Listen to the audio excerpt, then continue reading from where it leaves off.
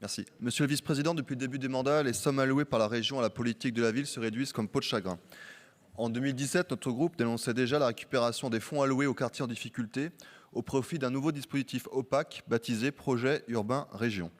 Élaboré sans concertation avec l'État et les collectivités locales, sans aucun critère, il vous permet de distribuer des subventions selon votre bon vouloir. La baisse des moyens mis en service de la politique de la ville était manifeste. Il ne restait que 99 millions d'euros, soit 47 millions d'euros de moins que sous l'ancienne majorité sur la seule région Rhône-Alpes. Et pourtant, les besoins dans nos territoires demeurent. Chômage, précarité, isolement, renouvellement urbain, lutte contre la délinquance, des logements qui sont de véritables passoires thermiques. Autant d'enjeux et de difficultés balayés. L'intervention régionale ne peut se résumer à la simple mise en place d'un guichet de subvention. À ce jour, la région a engagé moins d'un tiers des crédits nécessaires au programme de la politique de la ville.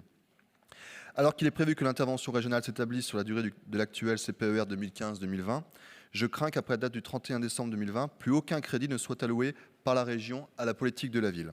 C'est pourquoi nous proposons de prolonger l'engagement régional en matière de politique de la ville et des opérations de renouvellement urbain jusqu'au 31 décembre 2021, à hauteur de 100 millions d'euros en autorisation de programme.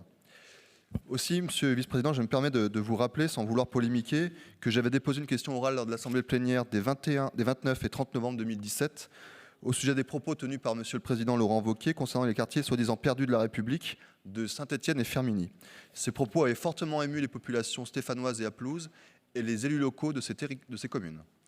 J'avais d'ailleurs formulé des questions très précises sur les quartiers de l'Ayabama à Firminy et Firminy Vert, question orale qui, 2 ans après, reste toujours sans réponse, malgré une relance par courrier qui, dans les jours qui ont suivi cette assemblée plénière. Donc je vous prierai de bien vouloir y répondre ce soir ou dans quelques jours. Merci.